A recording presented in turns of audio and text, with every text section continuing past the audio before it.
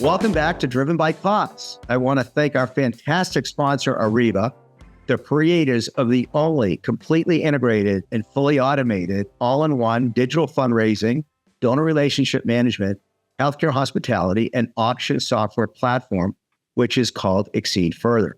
I'm here with my wonderful co-host. He's amazing, Jay Fisk. How are you today, Jay? I'm doing great, David. How are you? I am so excited. We've got a great guest today. I'm wonderful, especially because we have such a special guest for this episode. Sara Lomelin is the founder and CEO of Philanthropy Together, an organization working to grow a movement of people powering philanthropy to change a more dramatic, diverse, and joyful future for philanthropy. That was a tongue twister. Sara is a highly sought after speaker. She presented at TED 2022 to 1.4 million digital viewers, as well as Netroots Nation and the Unity Summit. She is often quoted in news outlets, including Forbes, the Associated Press, and the Chronicle of Philanthropy, and was named to 2023 Forbes 50 over 50 Impact List, and that's pretty impressive. Sara previously serves as a senior director of leadership philanthropy at the Opportunity Fund. It's now known as Action Opportunity Fund. She's also served as the vice president of philanthropy at the Latino Community Fund, where she created the Latino Giving Circle network, which is amazing, the nation's largest network of Latino donors. She currently serves on the National Council of the Women's Philanthropy Institute at Indiana University's Lilly Family School of Philanthropy and the board of directors of Giving Tuesday and Battery Powered. We're so happy to have you here, Sara. Let's go ahead and get started.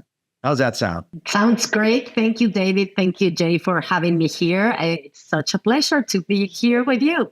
Can you share with our listeners some information about yourself and how you got started in the nonprofit industry? Of course, first of all, as people may already know because of the accent, I was not born in the U.S. I am originally from Mexico City. I was born and raised there. And I moved to the U.S. 27 years ago, first with the idea of being here for a couple of years. And then, 27 years later and 3 children, adult children later, I'm still here. I started working in philanthropy and nonprofits about 13 years ago. So my background, I started my career in the corporate world. And then for a few years, I was an entrepreneur. I had my own business. I used to make baby sleeping bags for car seats and strollers. I know it's like totally random. And then when I was living in Dallas, Texas, and I was very involved in my children's school as a volunteer, I created a giving circle with a group of friends in Dallas, Mexican friends in Dallas, to support organizations that were helping Latino moms and kids there. And we created this giving circle without even knowing that that was a giving circle. We just got together and decided that we wanted to support some organizations. And then a couple of years later, I moved back to the San Francisco Bay Area, and I had the great opportunity to join the Latino Community Foundation. So that's when, I basically went into philanthropy or the social impact sector through the side door, because again, I didn't have, the training or the knowledge of it. But I think that was very, I think it's a big part of what makes me me.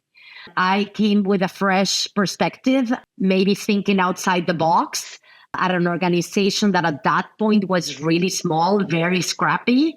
And we did a lot of, guerrilla everything, guerrilla marketing, guerrilla fundraising, guerrilla everything. And I started the first giving circle at the Latino Community Foundation in 2012 with a group of 14 women in San Francisco, each of them committing to give $1,000 a year to support small grassroots Latino-led organizations. And from there, I helped build the Latino Giving Circle network, a network of 23 giving circles in California. And now, and I know maybe there's another question there, all the way now to having Philanthropy Together and working at a global level with people, people all over that want to make a change in their communities.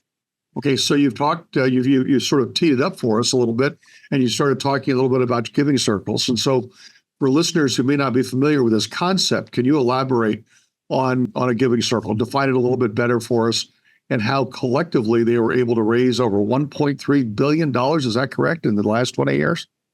Yes. So a giving circle is literally a group of people with shared values that get together to create change. So, it's not solo philanthropy, it's collective giving, right? It's the power of the collective. And yes, a lot of people think that we are the little kids in philanthropy, but we're not. It's a pretty powerful movement. There was research done in 2016 by the Collective Giving Research Group that saw that in the past 20 years, there were about 150,000 people involved in giving circles in the US that had given out $1.3 billion. And this was about 1,600 giving circles in the US. And you guys will have kind of, the first, tidbits or a teaser of a new research, because we did the updated of the landscape research last year, and we are unveiling the new report in April of this year. And the numbers are pretty exciting. Are you going to share them with us? I don't know if I can. That's the thing, is like, you know what? I won't tell anybody, I promise. Neither will I. I have the research. I had my call with the research just, before this call, and they were like, we cannot say anything. Like, we're working with the AP, with the Associated Press to kind of be the first ones. But what I can only say is that it has grown a lot. When people say giving circles are cute, I respond, we're not cute. We're pretty powerful, right? It's not chump change. It's, and the beauty of this money from giving circles is that it doesn't compete with foundation money or with corporate money. It's new money going into communities because it's individuals, right? It's people like you or me just getting together and saying, okay, we need to fix something in our neighborhood. We need to fix something in our city, and changing the narrative of who gets to be called a philanthropist. Well, congratulations in advance of, we'll look for the actual numbers through the AP. Yes. Sara, I think we could have a really long conversation with respect to that, and through technology, how that could even grow tenfold with the right piece of technology through individuals, and at the same time, increasing donor acquisition, retention, engagement with organizations. And I think it's a really exciting thing. And, maybe at a next episode, we could talk further about that. But in 2023, you were named to the Forbes 50 over 50 impact list for your work as the founding CEO of Philanthropy Together. Since the organization, which was recently launched in 2020, Philanthropy has secured support from the Gates Foundation, the W.K. Kellogg Foundation, Fidelity Charitable, the Rakes Foundation, and the Lone Star Foundation. Very impressive foundations, just to name a few of that. And under your leadership, and your organization has trained more than 800 community leaders on how to create their giving circles, and it's a growing movement right now, which is really empowering people through philanthropy. With all of this great success, what inspired you to create this organization, and what are your hopes for the future? Oh my God, that's a big question. Philanthropy Together was born out of a group of Giving Circle network leaders that back in 2017, we said, there is nothing to support the American Giving Circle movement. Each network is doing their own thing. Everybody is trying to reinvent the wheel every time we're doing something. What about getting together and brainstorming and dreaming about what is possible for the field of giving circles? So back in 2017, with a small gift from the Gates Foundation, at that moment, they were $25,000. We got about 40 people together in Michigan in the middle of winter. And during 3 days, we started, brainstorming. And after those 3 days, we went back to the Gates Foundation and we said, we need something, but we don't know yet what we need. So we want to embark in a full year of a co-design project to really involve more voices, to really, thinking about, in Giving Circle terms, right? We want to have the input for many, many, many people. So I was part of that core team leading that co-design project. It was, me with the Latino voice. We have Liz Fisher and Felicia Berman from Amplifier, which is a network of giving circles based on Jewish values, based in New York. Marsha Morgan from the Community Investment Network, a network of Black giving circles in the South. Hallie Lee from the Asian Women's Giving Circle, based in New York again. And then Paula Liang from Philanos, which is a huge network of women's giving circles.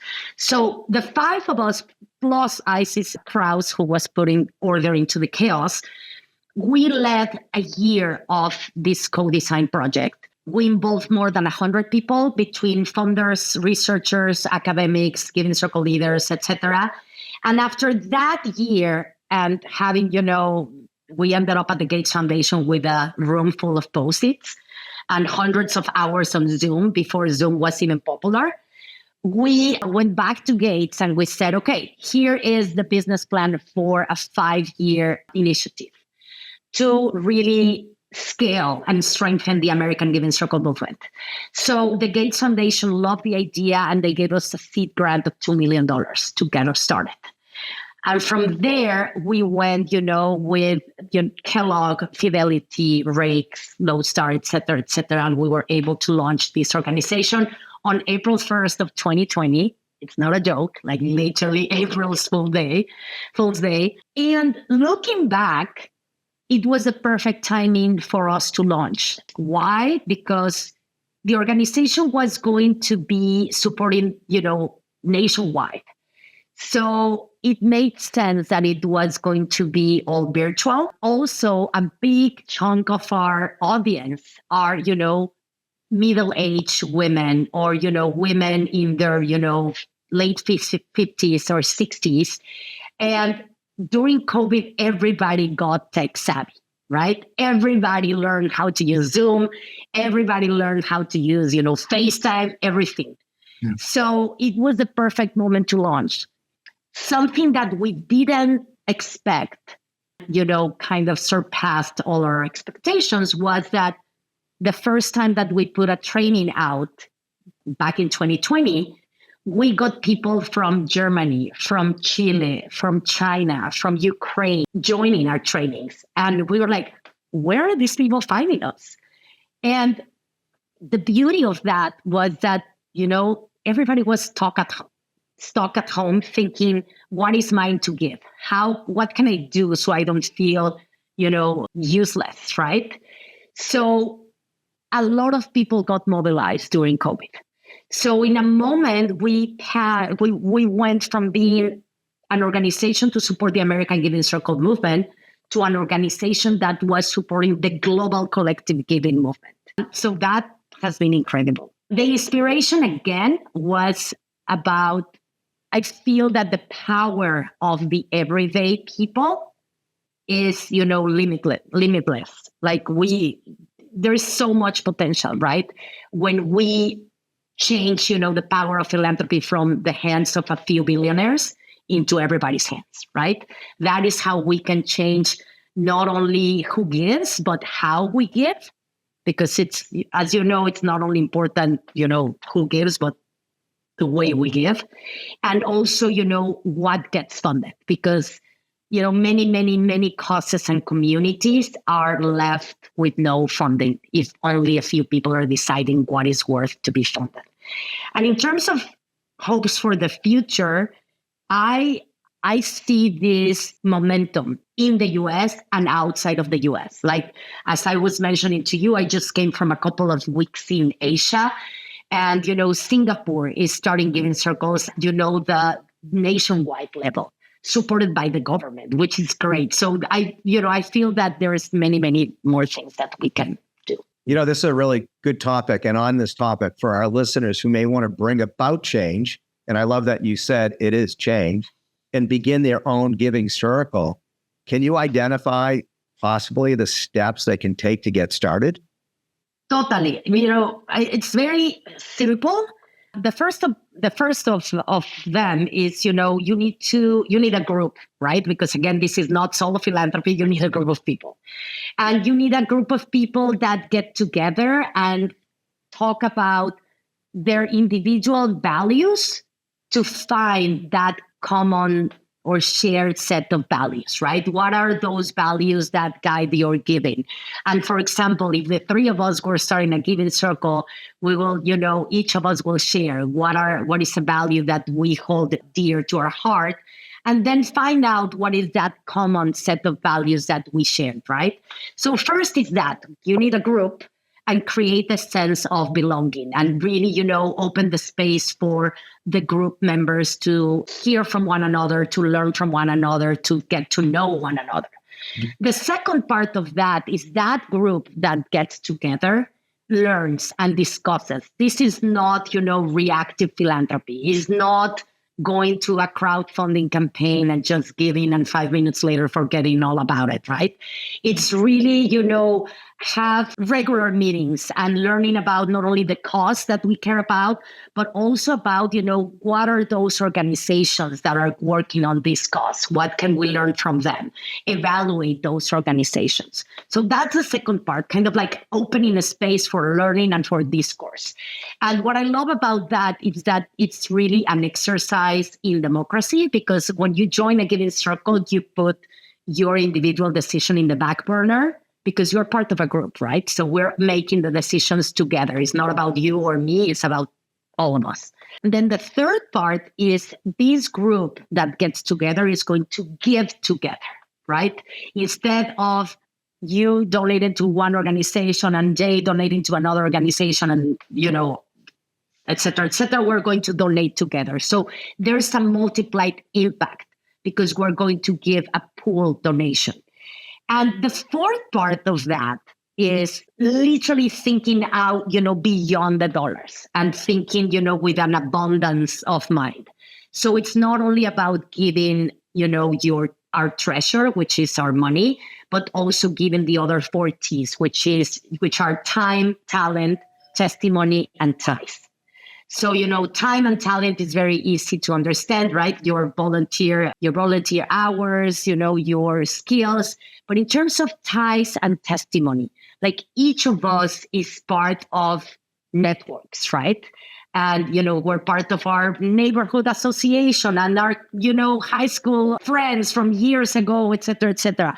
So how can we open different networks to those organizations and causes that we care about?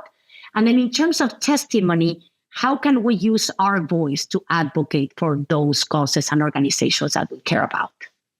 So it's basically that. It's getting a group together, learning together, deciding together where the money goes and the donation goes, and then, thinking how else can we engage? I heard there's obviously quite a disparity in where the money goes. And I heard that 88% of funding goes to the top 5% of nonprofits, with communities of color receiving about 8% of philanthropy. Women's issues, it's about 1.9%. And for LGBTQ community, it's about a third of 1%. So it's such a great divide in the allotment of funding. And so many smaller organizations that, they go about trying to find something that aligns with their beliefs and values. How can you determine what best can be supported by a giving circle? I love that you're touching on that, Jay, because again, right, like I was saying, because the majority of the money goes to the big organizations, because those are the ones that, have the great marketing, are the ones that, everybody has their names in their mind, right? With giving circles, the opportunity is to really be the seed funders for those small grassroots nonprofits in your own community. That women's shelter that is in your neighborhood, that, place that is giving after school programs for, kids of color. So a lot of these organizations are totally invisible for philanthropy because they are too small. They're never going to get a grant from a big foundation or a corporation. So giving circles really come as these, seed funders for those organizations. And the way that they can, something that is great about giving circles is that then those organizations can leverage that funding, right? Going to a company or going to a big foundation and say, we have been supported by such and such giving circle for the past, couple of years, right? So it's kind of like a seal of approval.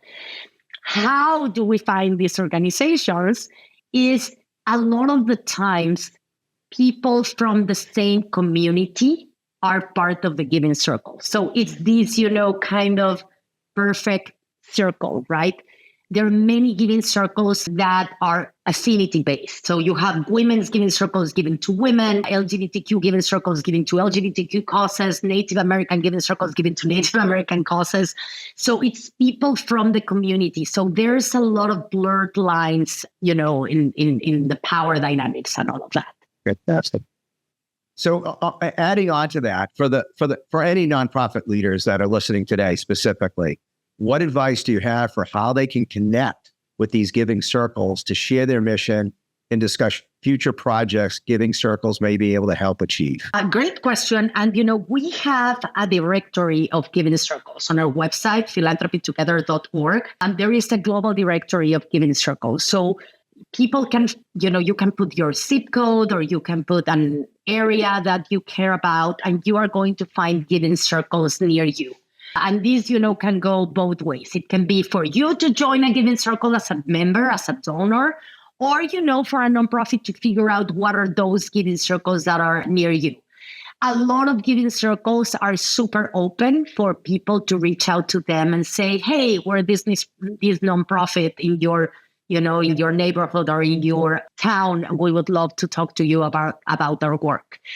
And at the end of the day, it's about people. Right? Like I really believe that it's just a matter of, because I have been a fundraiser for many years too, is finding those people in your community that can open doors or they can know of people that are part of giving circles too. Yeah. Your organization, Philanthropy Together, helped raise $337,000 for grassroots organizations, primarily those led by Black, Indigenous, and people of color through pop-up giving circles. This term pop-up giving circle, I find fascinating. Can you elaborate on what is a pop-up giving circle and how companies and groups can engage in pop-up giving circle experiences? Yes, pop-up giving circles. I know that the name is a little funny. And Amplifier, this, network of Jewish giving circles came up with that term years ago. But basically, a pop-up giving circle is an event-based giving circle. So all those 4 steps that I told you about that usually giving circles go through them throughout a year, right? There are 4 meetings a year or 4 meetings every 6 months. A pop-up giving circle, you do all of that in 90 minutes or in 75 minutes. Oh, so, yeah. So it's a great way to give people a taste of, being part of a giving circle and the impact that a giving circle can have. Of course, it requires a lot more planning, right? Because if in 90 minutes you are going to talk about your values, hear from an expert about, a cause, evaluate 2 or 3 organizations, and then give out money, you need to do a lot of pre-planning, right? Oh. But we have done a lot of this with different companies, with, tech companies or, other type of companies, because it's a great way for ERGs, employee resource groups, to engage their people. So, for example, we're in March, so Women's History Month, right? So a company may decide to do a pop-up giving circle to support women causes. So it's going to invite, 100 people to a Zoom call, and we are going to spend the first 15 minutes in meeting each other, talking about values. Of course, the cost has been decided, in advance, right? We're going to have 2 or 3 organizations already prepared and vetted and everything just to present to the group. We are going to have someone to talk about the issue for 5 to 10 minutes. And then at the end, everybody on the Zoom are going to give a donation. And the beauty of this is that a lot of companies have matching funds. Oh. So in some pop-up giving circles, people have been able to raise, $60,000, $70,000 with a group of 30 people on a Zoom call. How do you facilitate that? If somebody's watching at the pop-up giving circle, someone's watching it on the Zoom, what's the call to action? How do they send the money in, so to speak? So we have something that we do at Philanthropy Together from the beginning. We have great, very colorful materials, right? So we have a deck that is super dynamic. So it's like boom, boom, boom, boom, boom. Yeah. And then we work with the company to, for example, some companies have their own giving platforms, right? And people donate through them, like their own kind of employee giving platforms.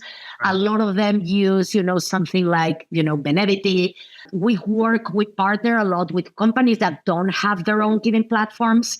We partner a lot with grapevine.org, which is a tech tool for giving circles. So people donate in this platform, and then the money, the pooled fund, gets directed to a nonprofit organization, to the nonprofit that the group decides. I want to talk to you about text to fund, which is our technology, text to fund. Can make a donation right on their cell phone, any amount they want, very quick. Money's in the bank in about 3 days. It's very simple. Well, we can take that offline, but we want to definitely make you aware of text to fund, because I think it's something you could absolutely use in giving circles. Yes, totally. Because, always the big question of giving circles is like, how are we going to handle the money? Yeah, right. No one wants to handle the money. And Sarah, one of the quick byproducts of that is if you have people text in, you end up with a much more powerful database than if they email in, because with text, there's about a 93% open rate to a text post-event, where if you send someone an email as a follow-up to the event, there's about a 23% open rate on emails. So if you can get the money to come in by way of text, you have a much stronger database for secondary S. Yes, totally. And I think in addition to that, using a peer-to-peer fundraising technology really helps them not have to manage it, meaning the money that's coming in. The other thing, it really helps with awareness out there, about the organization, about increasing their donor acquisition, about retention. There's a lot of good things, and it's not using a GoFundMe, which is more of that individual and receiving all of the donors through them, right? And then they write a check to the organization. You want to be able to capture this and help those within the community and the nonprofits even gain more, donors from that perspective. So I think there's a lot of good things that, they could do even in exemplifying that, which we can certainly talk about. But I like to ask you a question. You've shared that there are many, many giving circles, for a lot of different causes, literally around the world, which is really exciting. So this has been, and it should be spread over the world, right? Okay. And the question I really have for you is, can you share some of the giving circles that you're a part of and what causes resonate mostly with you? Okay, this is a personal question. So I am currently part of 2 giving circles. One is the Latina Peninsula Giving Circle from the Latino Community Foundation. I started those 23 giving circles, and I was kind of the godmother of the 23 giving circles. But at some point, when I left LCF, I said, okay, I'm just going to join the one that is near my house. So I joined the one in the peninsula, in the San Francisco Bay Peninsula. And these giving circles started in 2014.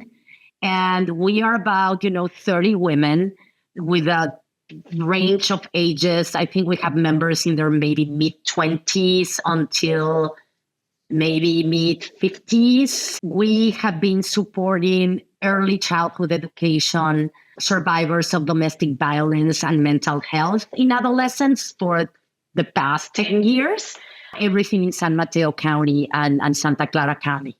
And, I have so many stories of that because, our Giving Circle was the seed funder for a child care center in an organization in Pescadero, which is a very rural area in California, right? And our small grant helped, with the feasibility study for the childcare. And the year after that, with the furniture, like we have been really, kind of, again, the godmothers of that childcare center. In case of, the organization that is supporting the survivors of domestic violence, our first grant was for that organization to actually hire a caseworker that could speak Spanish because they didn't have one. In California, in a county with a lot of Spanish speakers, right? So that was our first grant. And from that, 3 of our Giving Circle members have served on the board of that organization. That's the other thing. It's like, when I'm talking about testimony and ties, right? Like Giving Circle members are not regular donors, are really, the donors that are going to, pull up their sleeves, really put the jersey of the organizations, are a perfect pipeline of leaders, of, board members. We have stories of Giving Circle members that had run for office, right? When literally their first entry door into philanthropy had been a Giving Circle. And because, it's kind of this engagement because of the social aspect of a Giving Circle, the learning that goes through that. And then the other Giving Circle that I'm part of is completely different. It's called Battery Powered, and it's inside a social club in San Francisco called The Battery. And The Battery, since the very beginning, the owners wanted to have like a social aspect, not a social impact aspect in the social club. So they started Battery Powered about 10 years ago, and Battery Powered has moved about $37 million in 10 years. Wow. So Battery Powered is a Giving Circle that moves $3 million a year, roughly. We have about 550 members in the Giving Circle. And, the levels for giving is 4,000, 25,000, 100,000. So it's a lot, a lot more money being moved out. With the difference here that there are different themes every time. So there are 3 themes a year. So one time, we may be supporting women health and wealth. The next time we will be supporting water. The next time we will be supporting, the city of San Francisco. The theme right now is the reunited states. So, it's an election year. So how do we see each other in the eyes and be, again, the reunited states instead of, this horrible polarization that we have. So anyway, very different, models. And that's also the beauty of Giving Circles. It's like you can make up your own rules. That's awesome. So the circles can be diverse, but you also have a lot of diversity within the circle, which is interesting. We've spoken a lot about your work. I'm curious to know, I think our audience would be curious to know something about you that might be a surprise for us to find out. Could be a hobby, could be background, maybe it's some unique interest of yours. A hobby. I think that is why I love to live in California. I love being outdoors. And it's funny because, my work is basically on a Zoom, speaking on a Zoom, right? So I love being outdoors. I love going, hiking. I love traveling. Yes, as you can tell, I'm a total extrovert. I really thrive with people. I don't get tired of people. So I know some people say, oh, you should leave your work, at work and then have your life. What do you do for a hobby? I am so passionate about what I do that it's basically, there's a lot of blurred lines because a lot of my best friends I have found in this kind of universe, right? In people, again, because it's people that share your same values, right? Or even if we can be very, very different, there is something that, unite us. So yeah, and I think, fun fact, I have 43 first cousins. Oh, really? Yeah, people open their eyes like, wow, yes, very Catholic family. Yeah, we're 43 first cousins. That's awesome.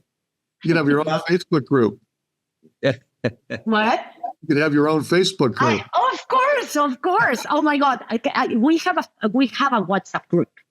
And it's very funny because it's every time that there's someone's birthday that it's, pretty often. Someone starts with the happy birthday, such and such. And then you see, 43 messages of the happy birthday. That's funny. That's great. Yeah. Well, hey, Sarah, we always like to finish our show by asking one question. And what is something that Jay and I didn't ask you that you wish we had today? Well, the other side of our work, because, we talk about giving circles a lot. We help people to get into giving circles and to think about giving circles as a way of giving. We also support the existing field. We have a lot of communities of practice. Every single thing on our website is free of charge. So, everybody is welcome to come to trainings, and we have a YouTube channel and everything. But another big part of our work, and we added this part last year, is working with collaborative funds. So it's kind of like another leg of the collective giving field. And a collaborative fund is where, a group of high net wealth individuals or, institutional funders get together and again, give together to attack, systemic issues, right? So you would think, it's like, it has a lot like a giving circle. And the difference is that it's, you're moving millions and millions, and some collaborative funds move, hundreds of millions a year, right? To really, attack systemic issues. So we don't start collaborative funds because we do start giving circles. We don't start collaborative funds. But what we provide for them is just, a place for them to learn from one another, to create community. We do a lot of spotlights on them. And also we have a training for philanthropic advisors on how to talk to their clients around collaborative funds. So that's the other part. Yeah, Sarah, well, that was great. And with that, we'll be right back after this message from our sponsors. We are a team that has had an enduring influence on the nonprofit industry for more than 3 decades. We pride ourselves on developing and delivering technology with a purpose, software born of a genuine understanding and passion for cause. We are relentlessly dedicated to our client success. We are with our clients for good. We are Arriva, tech with purpose, driven by cause. Arriva is the trusted advisor and market leader of fundraising, donor relationship management, and auction software and services. Exceed further, our evolutionary all-in-one digital fundraising and donor relationship management software is helping nonprofits worldwide further their mission, transform fundraising, and cultivate relationships with donors and constituents. Our Maestro Auction virtual, live, and silent auction software, text-to-bid, virtual and mobile bidding software, and text-to-fund, text-based donation software are helping nonprofits raise billions of dollars through thousands of virtual fundraising events, charity auctions, and galas. Visit Arriva.com and reach out today and see how Arriva can help your nonprofit organization go further. Welcome back, everyone. It's time for Ask the Maestro, where the audience asks us anything they want to know. Jay, what question do you have for us today? Well, David, our question today comes from Michael. And so, Sarah, we're going to let you as our guest answer this rather than David and I chime it in. As an executive director of a small nonprofit serving the local youth in a small town in rural Texas, we constantly find ourselves struggling to raise funds within the community. Do you have any advice on how to expand our donor base or tips for finding new donors on our area? I love this question. Okay, I would say, Michael, never assume. Never assume. I think if there's something that I have learned in these, past 13 years of doing this work is do not make assumptions of who can give and who cannot give. Because, people surprise you, right? A lot of times when I was starting the Latino Giving Circles, and I was inviting people to be part of them, they said, of course, you are the very first person to ask. Yeah. Why? Because, as a Latina, and the same happens, with the Black community, with the Asian community, people assume that we are only recipients of philanthropy and not philanthropists. So I will, push you and challenge you to, take a double take on the people of in your community, because people, when given the opportunity, people will always jump to give. And maybe again, think more expansively, not only about asking people for financial, or monetary funds, but, those people that may be not able to give financially, they may open a door for you on something. They may know someone that can. So it's kind of thinking more, with an abundance kind of mindset on that part. I would say that also because, years ago, a foundation in Texas that I'm not going to say where called me, and they said that they were starting a fund with Latino donors, and they were having a very hard time finding them. And I said, my God, what is like the entry point for the fund, right? Like they cannot find Latinos in Texas. I was like, okay, that's kind of shocking. And I was, thinking this huge number, right? And when they told me, oh, it's $5,000 a year, I said, okay, don't tell me you cannot find Latinos in your city that cannot give $5,000 a year. Yeah. You have not looked. You have not done your homework. Good for you. It's interesting you mentioned that when I'm talking to clients about auctions, they often will immediately go to what they want. What do they want? And I tell them, don't worry about what you want. Focus on who you know. Yes. So make a list, not a what list. And once everybody in your community, everybody that you already know is identified, you'd be amazed at how many connections they have. And each one of those have a who list. So, you don't need to go more than 2 or 3 circles, if you will, down the who list before you've got hundreds, if not thousands of prospects. And you do that before you ever think about what you're going to ask for. That's your shopping mall, if you will. And I love that, Jay. Once I get that through their brain, and getting items for an auction or getting donations really becomes pretty easy.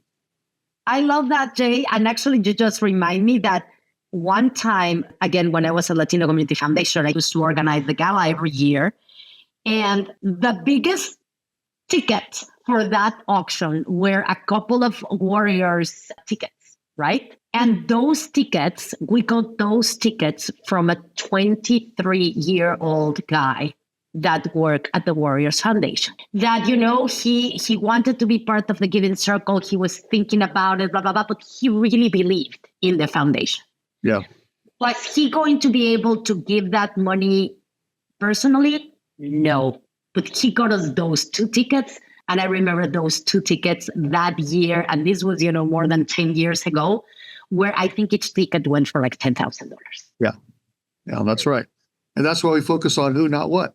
Yeah. Well, folks, that's it for this edition of Ask the Maestro. And we'd like you to keep thinking about questions that you can fire at us. And on a future podcast, you might hear your question answered by our guest. Sara, thank you so much for being here today. It was truly a real pleasure to hear from you. And I hope our audience learned quite a bit. Thank you so much for having me. It has been a pleasure to be with you.